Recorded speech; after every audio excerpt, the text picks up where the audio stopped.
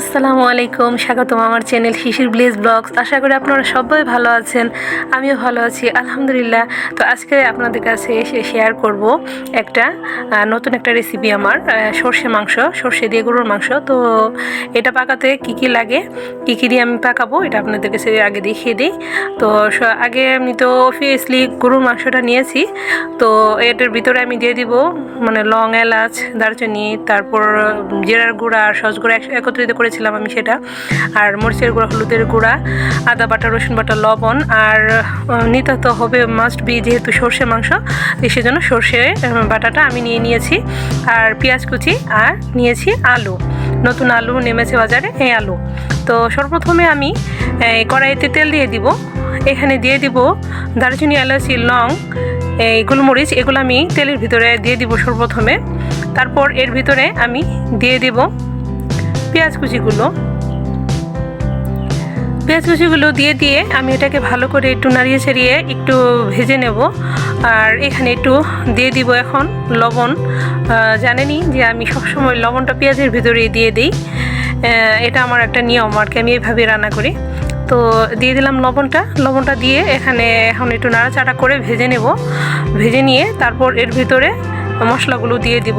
আর আমি প্রায়শই আপনারা জানেন যে আমি মশলাগুলো গুলে দেই, কারণ মশলাগুলো গুলে দিলে বাটা মশলার মতো একটা ফ্লেভার আসে, ভালো লাগে।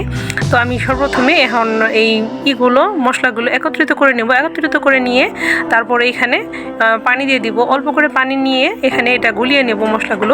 মশলাগুলো গুলিয়ে নিয়ে তারপর এটা আমি তেলের ভিতরে দিয়ে দিব। ভালো করে মিশিয়ে নিলাম। তারপর এটা আমি এখন এই পেঁয়াজ কুচির ভিতরে, পেঁয়াজ ভাজার ভিতরে আমি এটা দিয়ে দেব। এটাকে এখন একটু ভাজা করে নেব আমি সুন্দর করে। মশলাটা যত বেশি সময় নিয়ে ভাজা করা হবে তত বেশি তরকারিটা মজা লাগবে।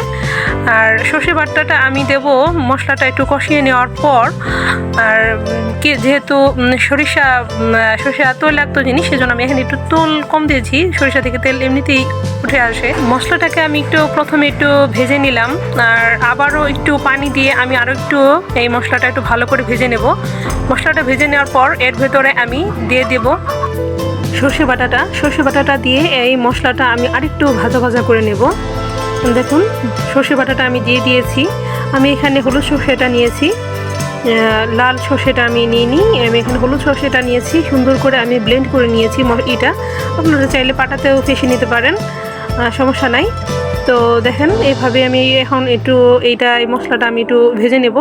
তো এরপর আমার হাতের বানানো যে মাংসের মশলাটা আছে, এই মশলাটা আমি এখানে দিয়ে দিলাম।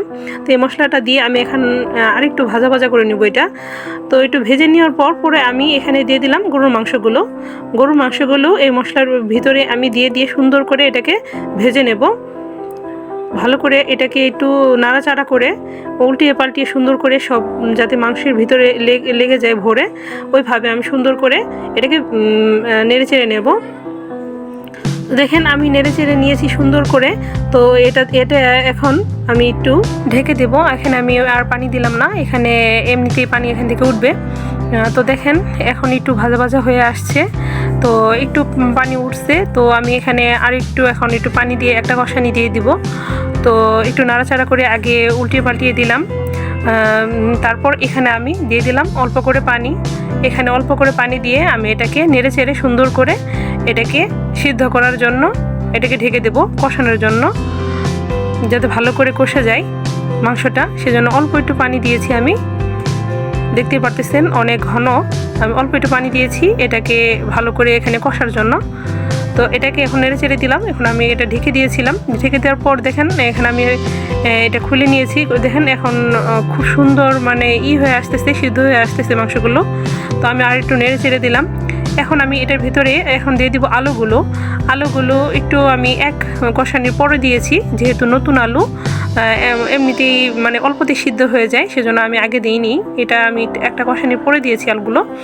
তো এখন আমি এটাকে ঢেকে দেবো। ঢেকে দিলেই তারপর আপনারা দেখতে পারতেছেন যে এই পর্যায়ে একটা কষানি খুব ভালো মতো হয়ে গেছে, কষে আসতেছে। তো আমি এখন আরেকটু নেড়েচেড়ে দিলাম। নেড়েচেড়ে দিয়ে এটাকে আমি ঢেকে দেব। দেখেন এখন এই মাংসটা একটা মানে কষানি খুব ভালো করে হয়ে গেছে, মাংসগুলো কষে এসেছে।